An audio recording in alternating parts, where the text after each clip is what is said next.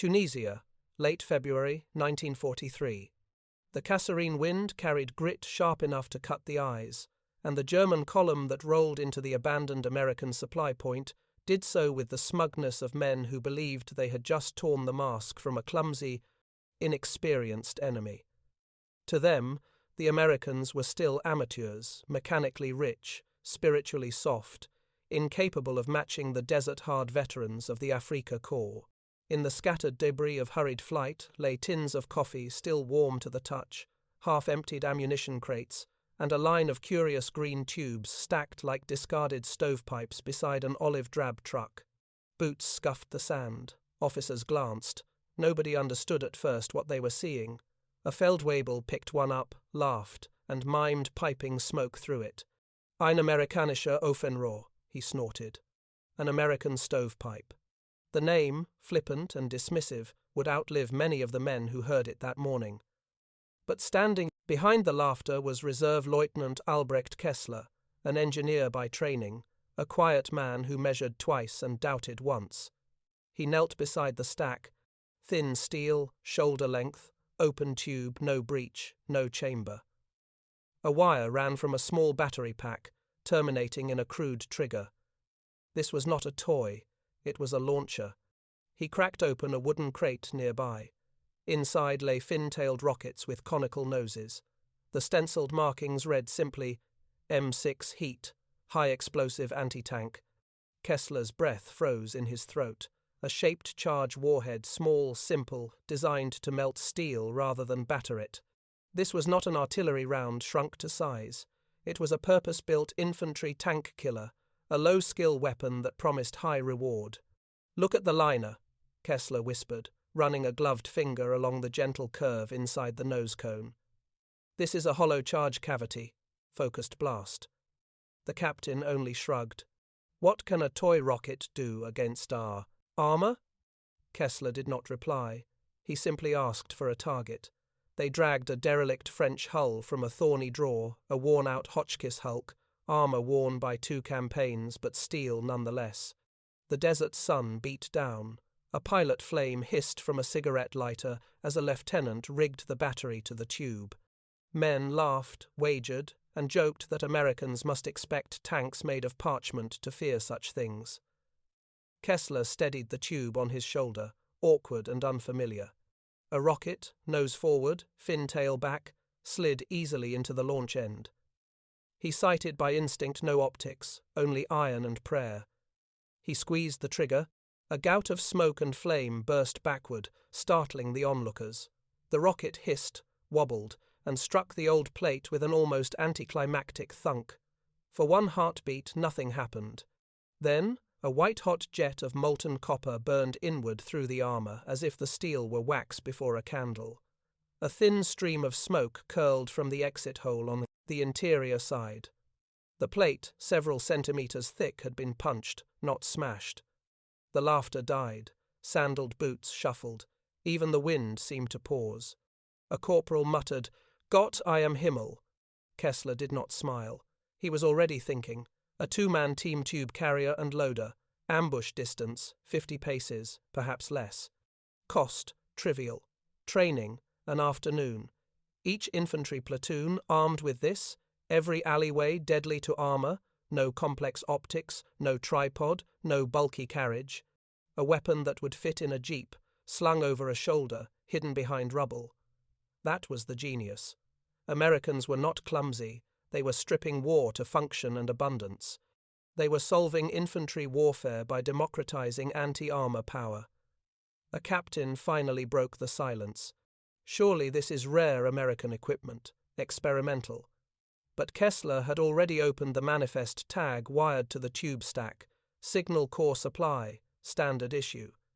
And beside it, painted in English on the crate lid, rocket launcher, Moan, standard issue, mass-produced, not a secret at all, merely a tool among many, given to infantry the same way one issued shovels or smokes. German minds worked quickly, even when pride stung.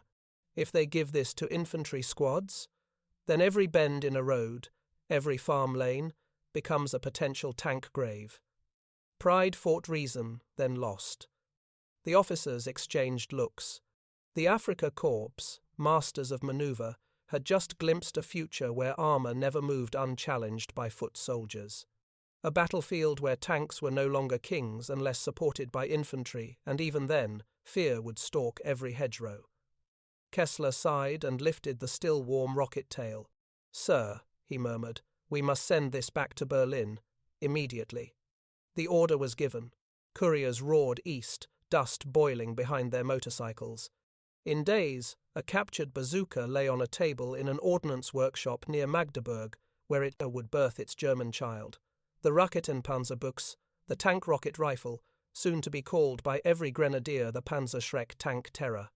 Yet the officers in Tunisia sensed something deeper than a new weapon's arrival. They had witnessed the difference between invention and implementation. Germany had brilliant engineers, yes, but America had something rarer, a philosophy of war built on simplicity, scale, and speed. Shaped charge physics were old news in Berlin laboratories, but here, in a sandy Tunisian clearing, was proof that the Americans had done what Germany had not, put theory into the hands of 19-year-olds and told them to go kill tanks. That was the revelation. Not the tube, not the rocket, but the idea. A disposable answer to armor, infantry independence, battlefield democratization. A nation so wealthy in industry and so confident in its system that it could hand assassination power to every squad and trust the machine to supply millions more. Kessler wiped sweat and sand from his brow. "They are not amateurs," he murmured. "They are engineers of war." Around him, the desert wind resumed its whispering, blowing grit across the hole in the armor plate, small, precise, and merciless, just like the future it heralded. The Germans had captured a stovepipe. They had also captured a prophecy, whether they wished it or not. And somewhere in the American rear, on another barren training field, a corporal was being shown how to shoulder the same tube, how to pull a trigger, and how to approach a tank without fear. Because for the United States, infantry warfare was no longer about bayonets, grit, and closing with steel. It was about giving every soldier the power once reserved for artillery. In the sand that day, under a sky bleached white by the African sun, the German officers began to understand. The Americans had solved infantry warfare not with glory, nor with elegance, but with a pipe, a battery, and a warhead shaped like a humble cone. A nation of mechanics had weaponized simplicity, and in that simplicity lay a revolution. Magdeburg Test Ground, late March, 1943. The wind carried the chemical tang of propellant and scorched paint as officers of the Heereswaffenamt gathered around a trestle table. On it lay the captured American tube, disassembled and labelled in neat German script. Beside it sat a crude prototype, longer, heavier, fitted with a blast shield like a knight's visor ripped from a medieval helmet. An engineer in soot-smudged coveralls lifted the American warhead with delicate reverence. "It is elegant," he murmured. "Steel so thin one could dent it with a boot heel, and yet this cone, this liner, melts armor like ice on a stove." He tapped the conical copper cavity, the hollow charge heart born from Monroe's principle, earlier rediscovered by the Swiss and refined by American ordnance chemists. The concept was not new to Germany.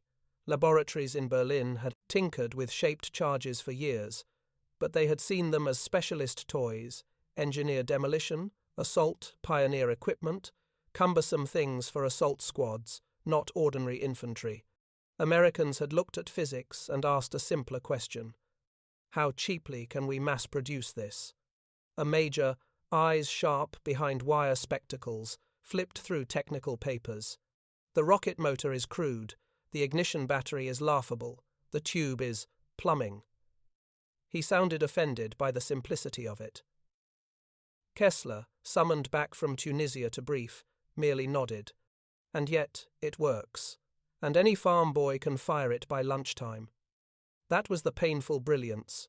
Germany prized sophistication, America prized distribution. The first German test rocket whooshed from its improvised launcher, trailing acrid smoke. It struck a section of panzer steel plate propped upright on rails. The shaped charge jet punched clean through, blowing molten spray out the back like sparks from a forge. Hammer.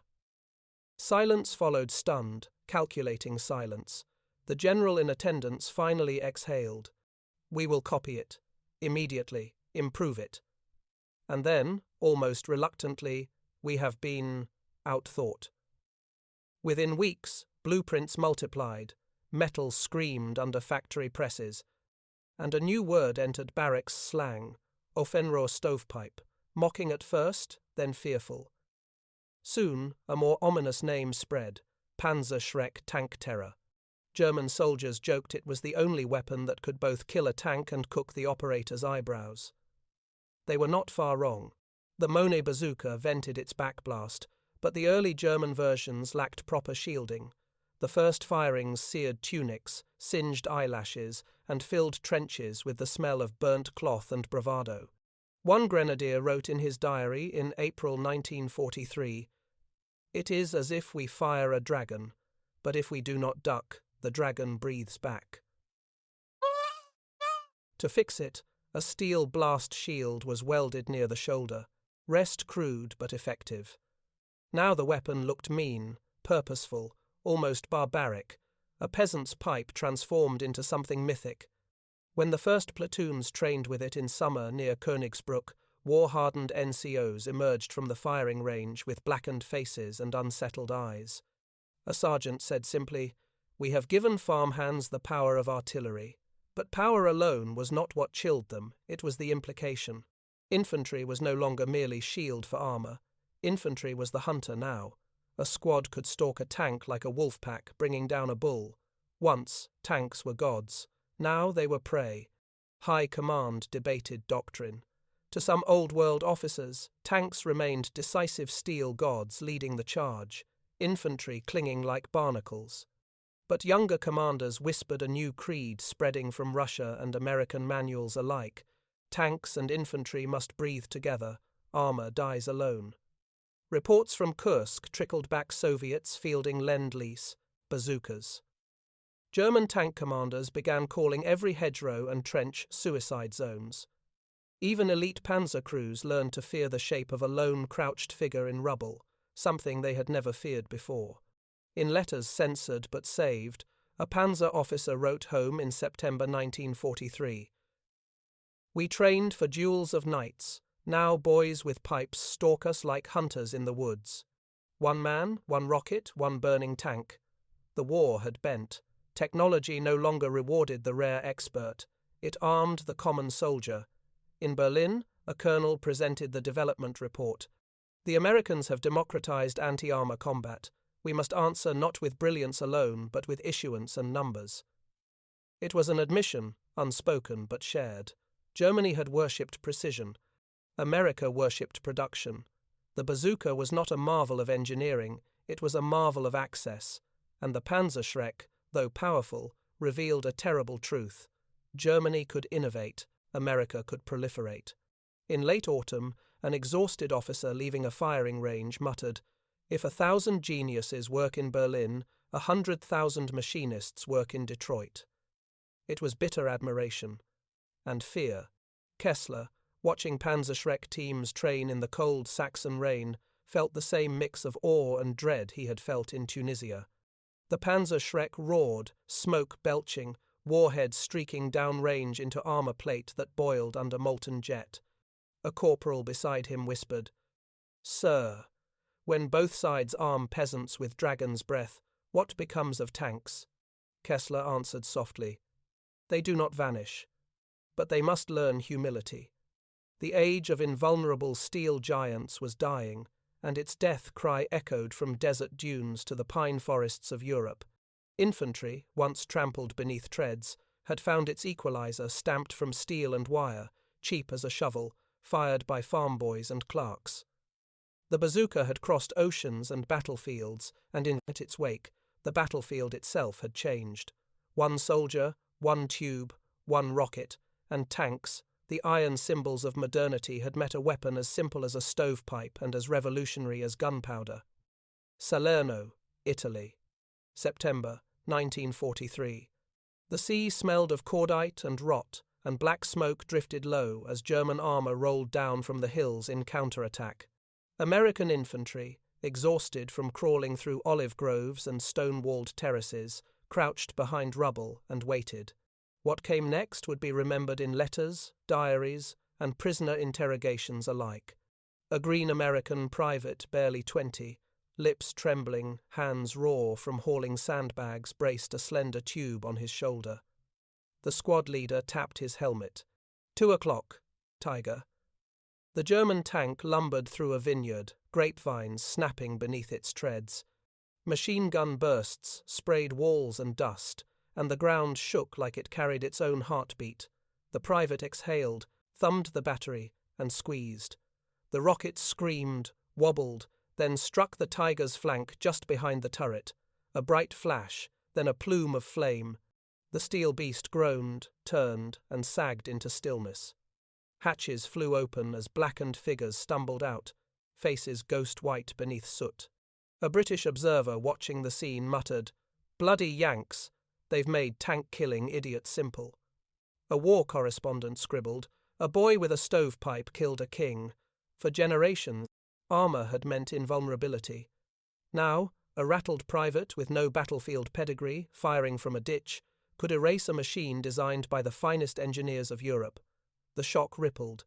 From platoons to headquarters, the whisper spread, "Tanks can die at speaking distance."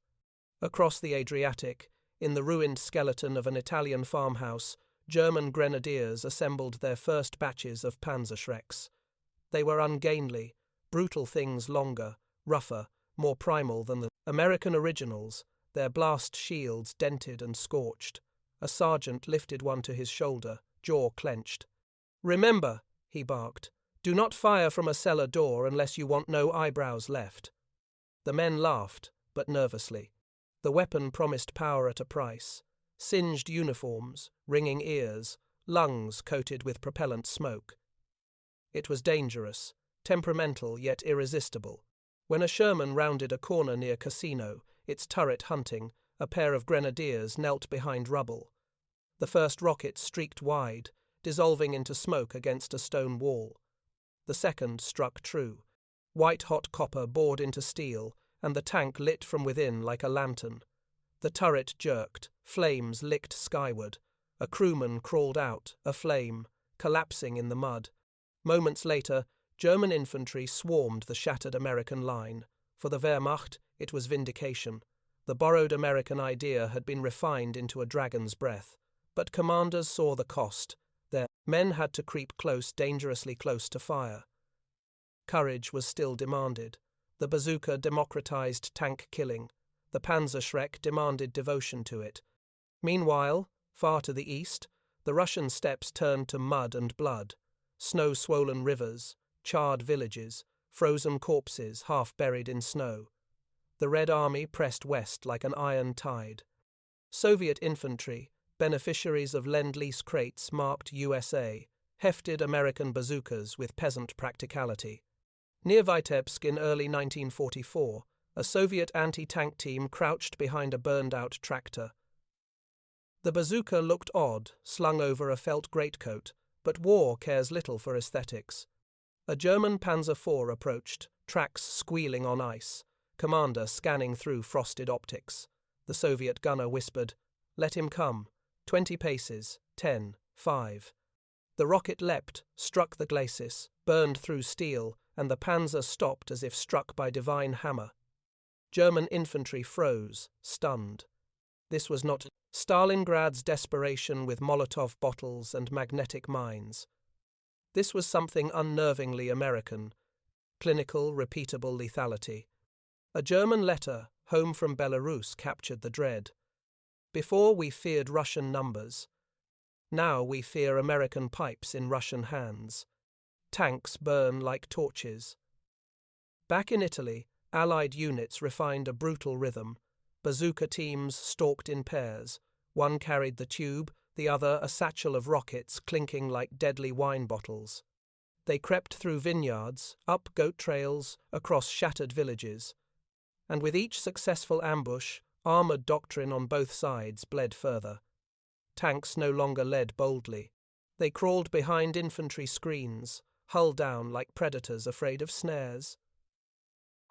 Iron beasts that once roared advanced, now skulked. A German battalion commander at Anzio wrote bitterly, "We do not fear tank crews failing. We fear infantry failing. A tank without infantry is a carcass waiting to burn." Even American commanders realized, a truth the Germans had already felt. Armor now lived only by infantry mercy. In spring rains among Italian poppies, a British officer watching American bazooka teams drill remarked to a U.S. colonel, "You Americans have given every private artillery." The colonel only shrugged. "That's the point. We don't train heroes. We equip competence." That philosophy, blunt as a hammer, was reshaping battlefields. Germany still believed skill was sacred. America believed access was decisive. By mid-1944, the war had turned. Tanks remained vital, but never again the lone titans of early blitzkrieg dreams. Infantry possessed dragon's fire now, and men like the trembling private at Salerno proved that the battlefield belonged to whoever could put power into the simplest hands fastest. A tube, a battery, a rocket with a copper kiss. The world had changed, not through grand genius nor secret alchemy, but through humble steel pipes that whistled death. And both armies knew this revolution had only begun. Normandy was not a battlefield at first glance. It was a labyrinth. Hedgerows older than kingdoms, earthen walls crowned with tangled roots, lanes that twisted like a fox's path. The French called them bocages. The German soldiers of 7th Army called them green fortresses. American GIs called them something unprintable. Tanks hated them. A Sherman could not see over the hedges. Movement meant blind guessing, crawling forward to face whatever waited. A German panzer hidden behind earth and leaf could ambush with a single shot. It was the kind of terrain where armor died in ignorance and infantry died in the open. And yet, in those suffocating fields, the bazooka came of age. Early June 1944, a platoon from the 1st Infantry Division crept through a hedgerow gap so narrow a man had to exhale to pass. A Sherman lurched behind them, gears whining, turret turning in hopeful confusion. A German Panzergrenadier squad waited. Beyond, crouched behind a field wall, Panzerschreck ready. The first rocket fired was German. Flame roared from a hedgerow hollow, and the Sherman's hull cracked like an egg. Crewmen spilled out, 2 burning, 1 running without knowing he was already dead. The American infantry froze. Then a thin-shouldered corporal named Joseph Hartline crawled forward, bazooka dragging in the dirt. He lay prone, mud soaking his elbows, waited, breathed, when a camouflaged shape shifted in the foliage helmet, sleeve, glint of shield he squeezed. The rocket punched through the hedgerow as if hurled by the hands of an angry god. A scream followed German, sharp, panicked. Then silence. The men exhaled. The bazooka team had saved what was left of the platoon. A sergeant muttered, "Hide in a garden. Get shot like a rabbit. This ain't the desert." The bocage was a maze where patience killed and hesitation buried men. And in that green trap, technology became personal. Not doctrine, not theory. A kid and a tube in the dirt. Captured German reports from June came with unusual respect. One Oberleutnant near Saint-Lô wrote, "American infantry are reckless with these rocket tubes. They stalk our tanks like hunters. It is no longer armor that hunts men, it is men that hunt armor." The Panzerschreck, powerful though it was, proved clumsy in cramped lanes. Too long, too hot, too smoky. 1 wrong backblast and a grenadier roasted his own comrade.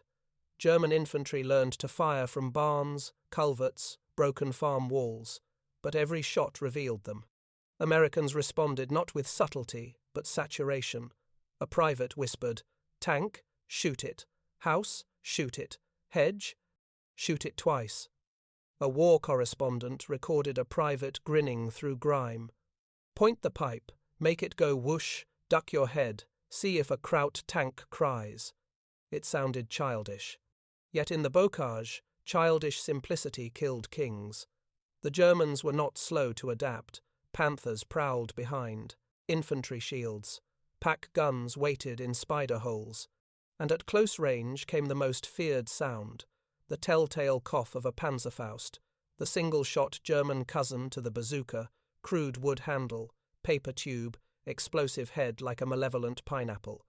An American lieutenant wrote home in July, "It ain't that the Germans are better, it's that they got simple tank killers, same as us. Whole war turning into men with hollow tubes and nerves of iron." One evening near Villers-Bocage, a Panzerfaust knocked out a Sherman from 10 paces.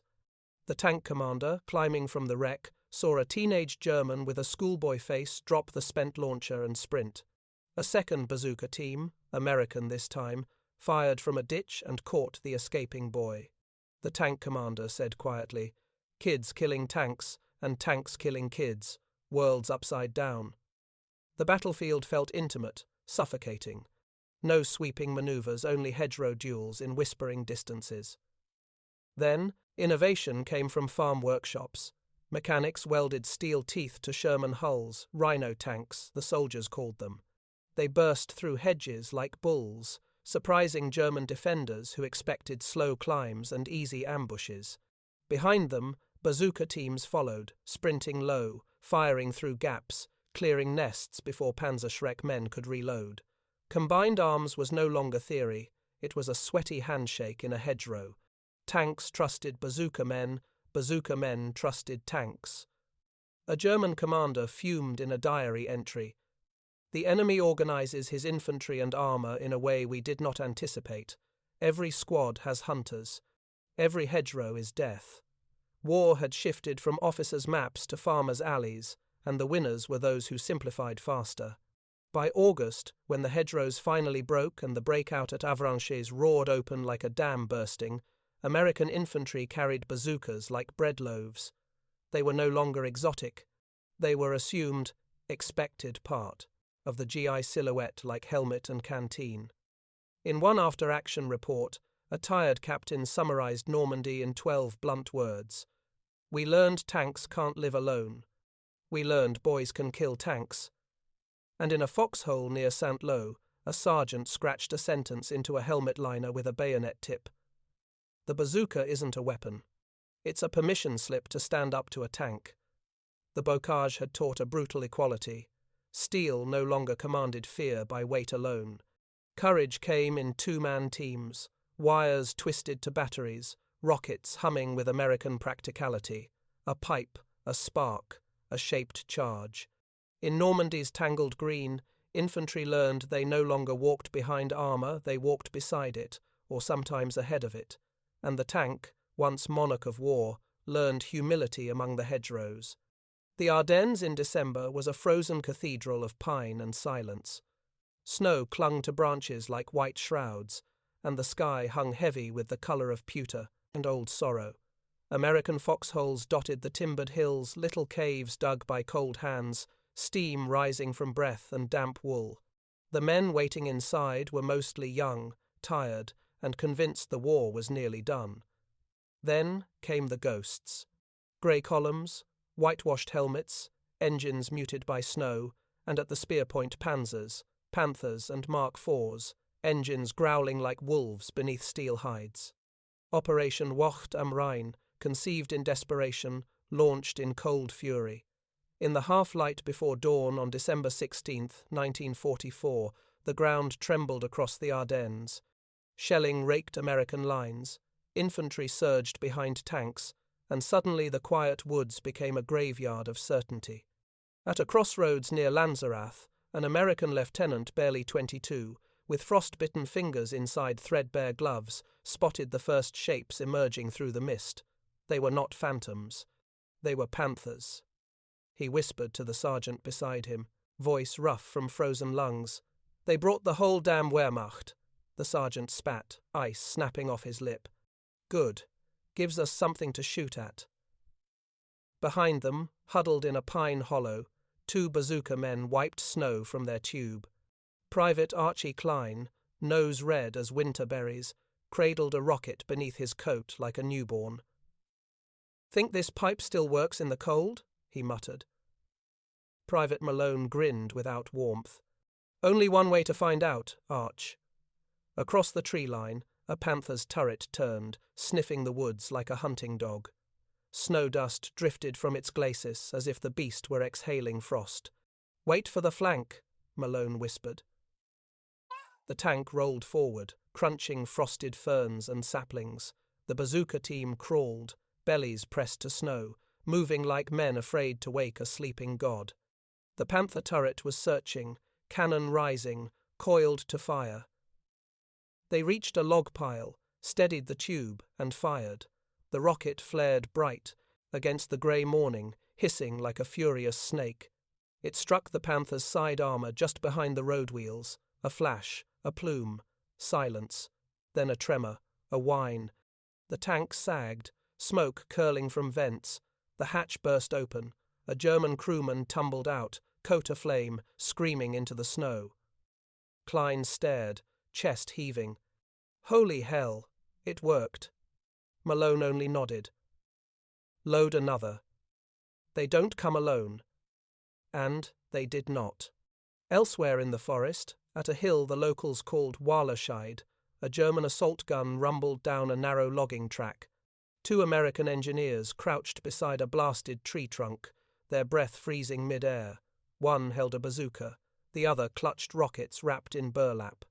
They were combat engineers, trained to blow bridges, not dual armour. Yet in the Ardennes, roles meant nothing. Survival meant everything.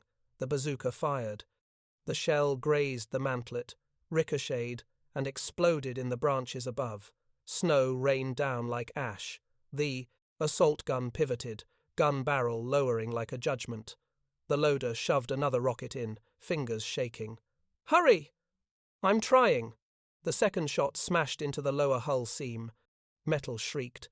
The assault gun lurched to a halt. Flames licked the hatch. The men inside never crawled out. One engineer slumped back in the snow, numb. You know, he said softly, a year ago I thought a tank was a god. His buddy nodded, staring at the fire. Gods bleed now. German infantry watched too, eyes widening behind scarves. A Panzerschreck team lay prone in a ditch, snow crawling into their collars. One grenadier muttered, Americans hand these things out like cigarettes. The lance corporal beside him whispered, If every farmer has a dragon, the age of knights is dead. They fired their Panzerschreck from the ditch, flame scorching snow black. A Sherman brewed up in seconds. But the Americans came again, crawling through pines, bazooka tubes slung, across shoulders like shepherd's staffs in winter pasture. The woods turned into a duel of ghosts with dragon's breath. At Bastogne, surrounded and freezing, the defenders learned the bazooka's greatest virtue was faith. The panzer columns, circling the town, brought fearsome reputation, but the Americans held, because holding was the only thing left. In the bitter dark, tank engines hummed on the far roads like iron wolves prowling a besieged camp. A paratrooper from the 101st Airborne knelt in snow, bazooka across his knees. His breath frosted his scarf as he whispered to the tube like a prayer. Don't quit on me, not tonight. A panther rumbled into view, black cross stark against the white world. The paratrooper stepped from behind a barn, fired, ducked. The rocket struck the tank's track, shredding it. The panther slewed and stopped. Bazooka men swarmed from doorways and ditches like winter spirits. 2 more rockets. The tank died screaming.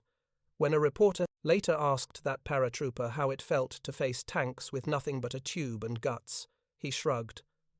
Tanks are loud, fear is louder, but rocket beats both.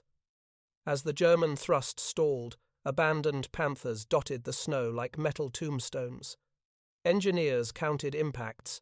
Some tanks died from shaped charges, some from fuel starvation, some from the quiet surrender of strategy to winter and will.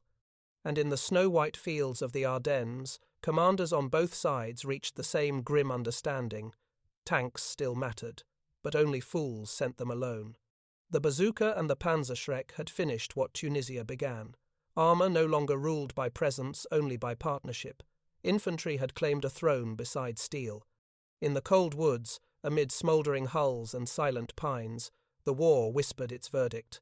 The age of the tank had not died, but the age of the infantry-tank partnership had been born in fire and frost, and the men who carried humble tubes on frozen shoulders had rewritten the laws of war one rocket at a time.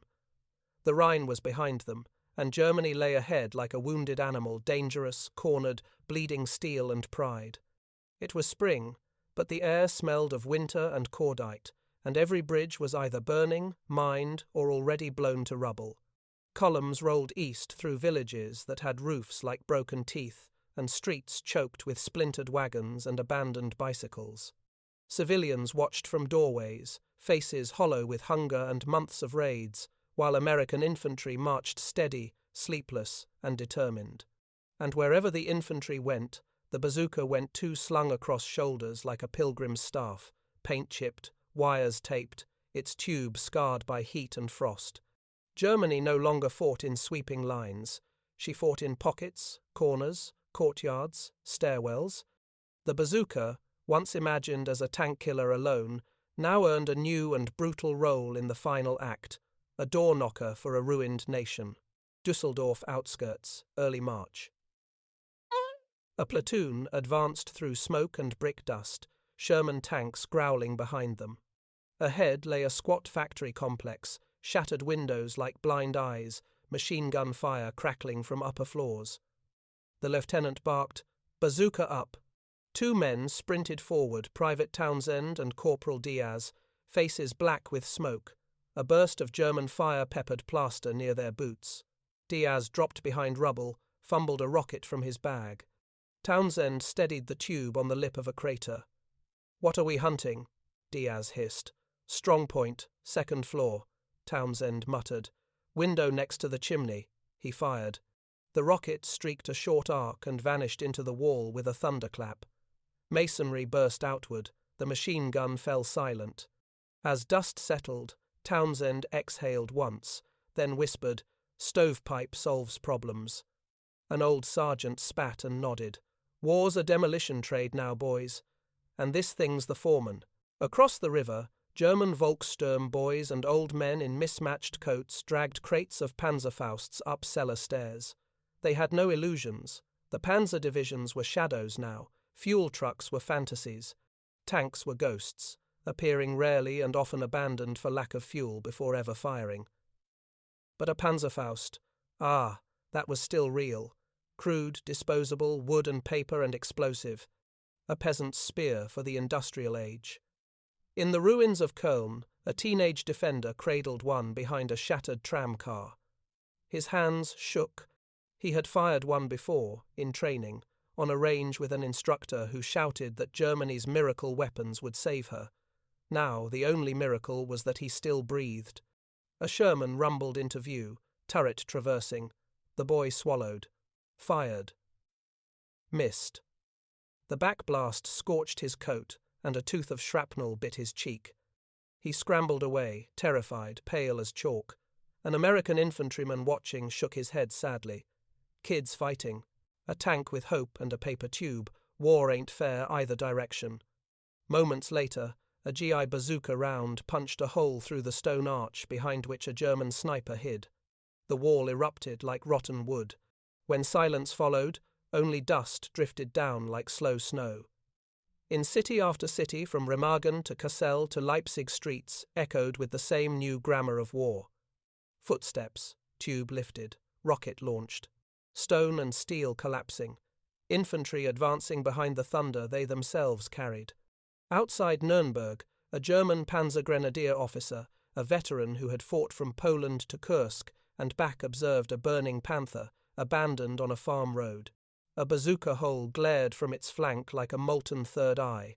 He touched the cold steel and whispered, "We once believed armor was destiny."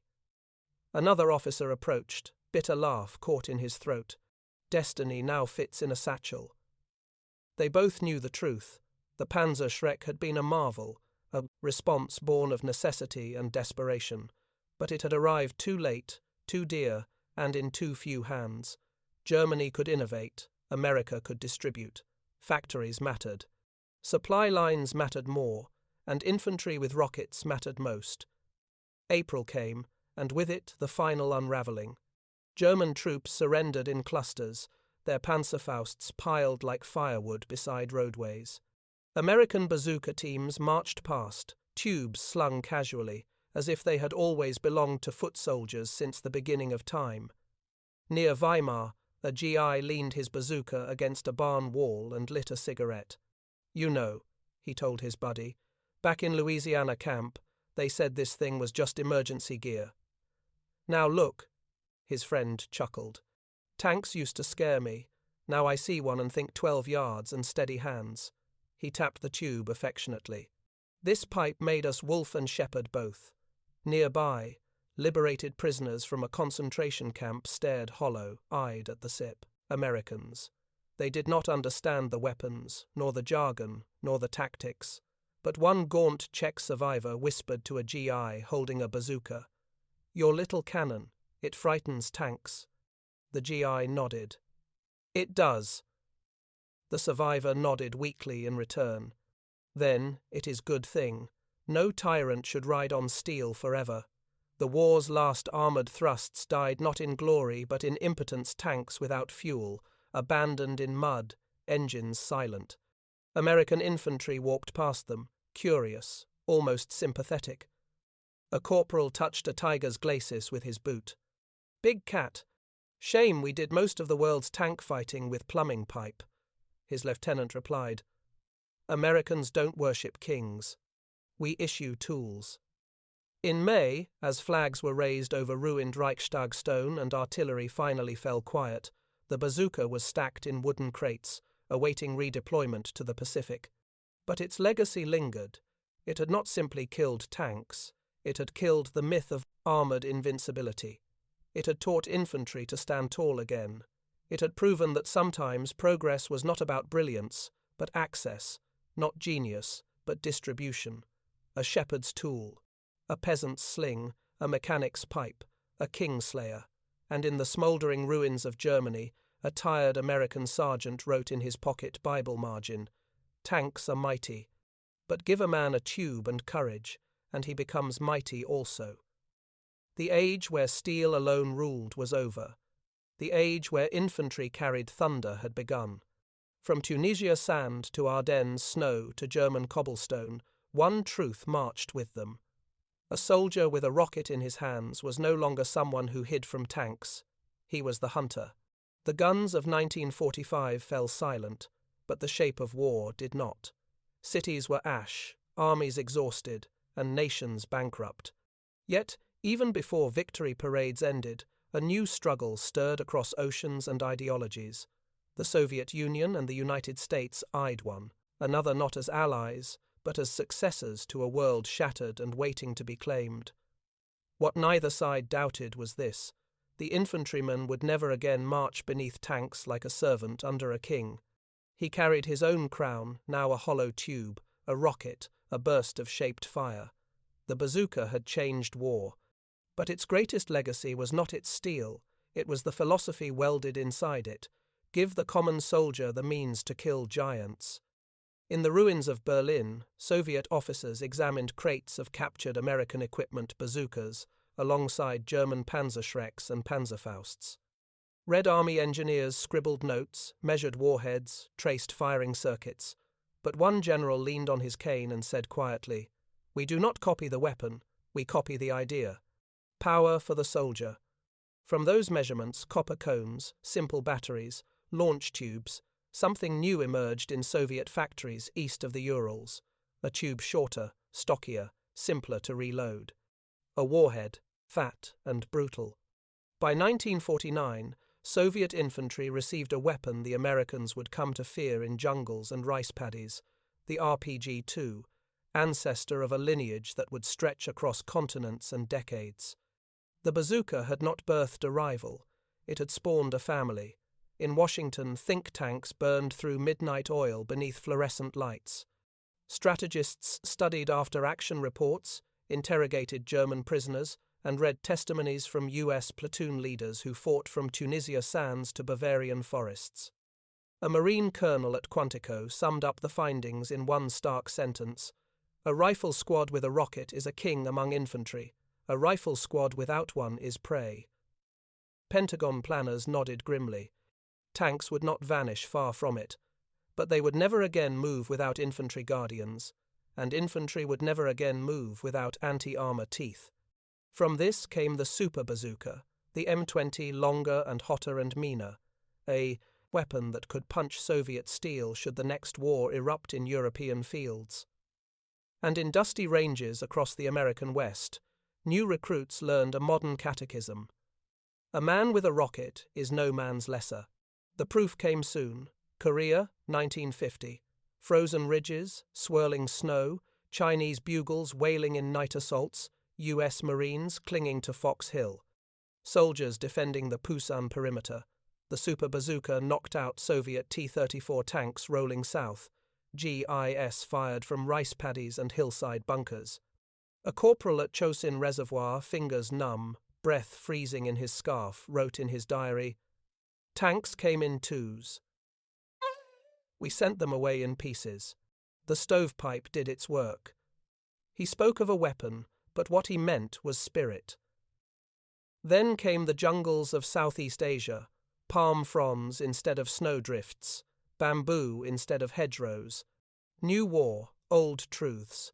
American troops learned that bazookas were aging, unwieldy in rice paddies, heavy in triple canopy heat.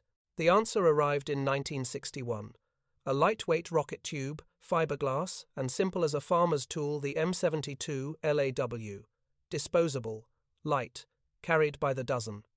A lieutenant in Vietnam put it bluntly: the bazooka died so the Lao could live. Viet Cong fighters, in turn, wielded Soviet-made RPGs.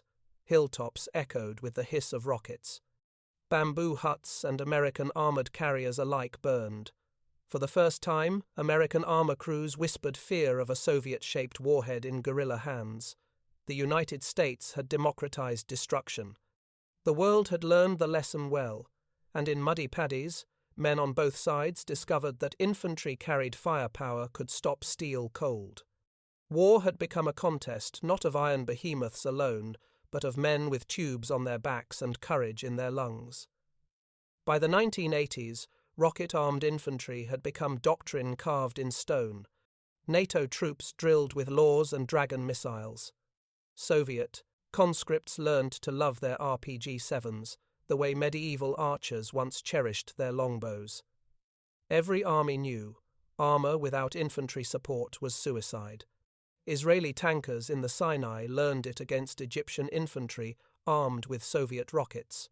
American tank crews learned it again in Baghdad alleys decades later, where insurgents waited in shadows with launchers older than their fathers.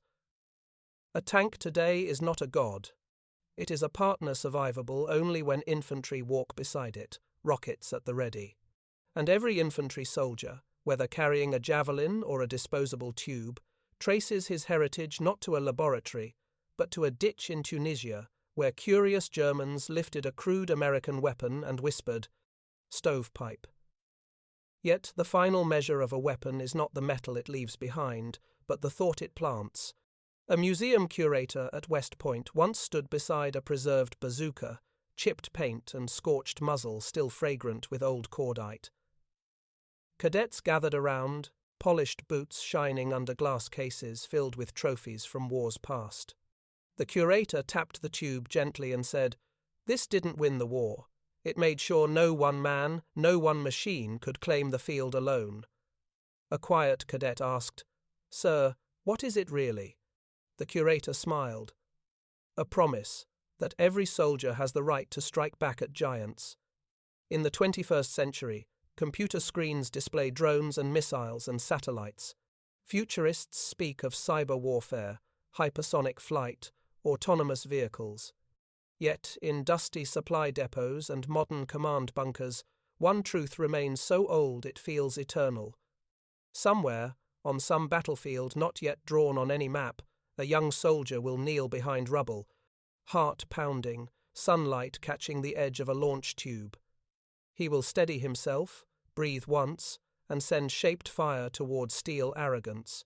And in that moment, he will inherit a legacy born in desert sand, proven in bocage hedges, baptized in Ardennes snow, and crowned in the ruined streets of Germany. The bazooka was never just a weapon.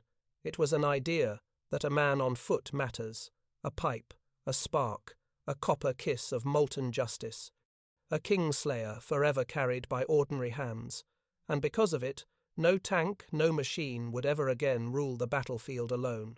In the spring of 1962, two men, once enemies, now old and grey around the temples, stood in a museum courtyard in Koblenz. One had worn feldgrau, the other olive drab. They did not shake hands immediately. War leaves habits in the bones. Between them, on a plain wooden stand, lay a weapon that looked unimpressive beneath fluorescent lights, a battered American M1 bazooka, paint-scorched, grip worn smooth by frightened palms in desert heat. The American veteran Major Harold Hal Carter, retired, rested his hand lightly on the tube, as though afraid it would detonate memories. The German Oberstleutnant Friedrich Mertens traced the muzzle with his fingertips like a priest touching a relic.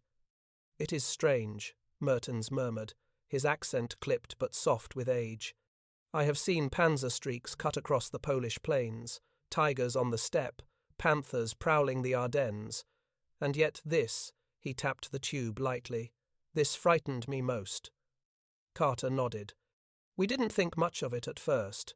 Back in stateside training, we joked it looked like a stovepipe tossed over a broomstick." "And then?" the German asked quietly.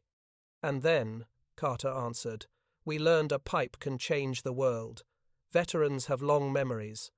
When armies demobilized in 1945, the bazooka did not disappear from minds the way other relics did. No infantryman ever forgot the first time he saw a rocket scream from a shoulder tube and strike a steel beast with the terrible elegance of fire meeting oil. In bars from Texas to Bavaria, in Legion halls and Kameradschaft homes, old soldiers would sit, fingers curled around coffee cups or beer steins, and imitate the hissing sound with lips pursed. Someone would say the word quietly, reverently, as if reciting a prayer for the fallen, "stovepipe." Some had loved it, some had feared it, none dismissed it.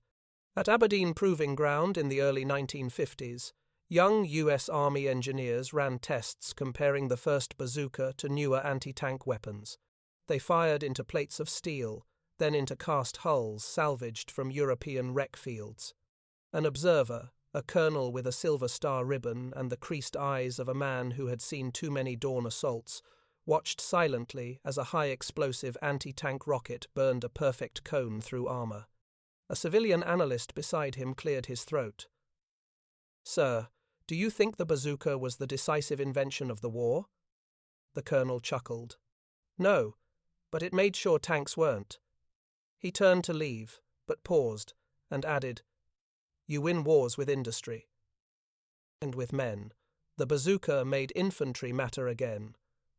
Across the Iron Curtain, in a Soviet training camp outside Kazan, a Red Army colonel lectured a new batch of conscripts. A wooden crate sat beside him, lid pried open to reveal RPG-2 launchers stacked like firewood. He lifted one and spoke not of Marx, nor Lenin, nor proletarian glory, but of a summer in East Prussia when a German Panzerfaust had roared past his ear and incinerated the T-34 beside him. "Remember this," he barked. "The West did not invent these weapons. They invented the idea. And ideas are harder to kill than soldiers. The Cold War froze borders, split Germany, and cast shadows long enough to reach into every academy and armory. But in tactical notebooks and field manuals, on both sides of the divide, identical truths were written in dense doctrinal prose. Small weapons change big wars. A single infantryman must threaten steel. Empower the lowest private. Armies with empowered privates. Do not break. What had begun in the dust of Tunisia echoed in alpine bunkers, Arctic garrisons, jungle firebases, and urban streets scarred by revolution. 1,000,000 soldiers carried tubes on their backs and fire in their hands, because men in 1943 learned that no engine of iron could crush a will armed with ingenuity. In 1985, At a Pacific Veterans reunion in Honolulu, a retired U.S. Marine sergeant recounted how he'd carried both Bazooka and LAW in his career. He spoke softly, voice trembling not with age but with reverence. "I watched a 19-year-old private knock out a tank worth more than a battleship's boiler. That moment told me everything about modern war." Another vet, artilleryman from Bastogne, lifted his drink. "To the Bazooka," he said. A German veteran across the room raised his glass too. "To the fear it taught us," he said with a crooked smile. They drank the same toast. And yet the weapon's most haunting legacy sits not in museums nor veterans' halls, but in the dusty folklore of infantry culture. A British sergeant in Iraq once told a recruit staring nervously at a javelin launcher, "Don't be frightened. Tanks are only scary until the first fool with a tube decides they aren't." A U.S. Ranger in Afghanistan tattooed 3 symbols on his forearm: a rifle, a rocket tube, and a shield. And a German instructor in modern Bundeswehr fatigues, teaching urban warfare to conscripts, summed it in a proverb that had crossed generations like contraband wisdom: "A man with a rocket makes emperors humble." Back in Koblenz, the American and the German finally shook hands, slowly, solemnly, as if sealing a pact older than either flag. "How strange," Carter murmured, looking once more at the tube between them. "Men like us fought to destroy one another, and here we are, united by a piece of plumbing." Mertens smiled sadly. "Not plumbing, memory, proof that war learns, even when men do not." They stood another moment, 2 veterans, surrounded by artifacts of an age that had burned the world nearly to cinders. Then Mertens whispered one final sentence, half to Carter, half to the silent ghosts of Africa, Italy, Normandy, and the Ruhr. "In Kasserine I saw the future in a tube. We laughed. We stopped soon." Carter nodded, "And all these years later, the world still lives with what we found." A pause settled, warm and heavy as desert wind. The Bazooka rested between them, silent, rusted, eternal. Not a relic, a reminder. That strength in war is not just armor and horsepower, but the courage in a soldier's hands, and the fire he carries in a hollow tube, waiting to change history again.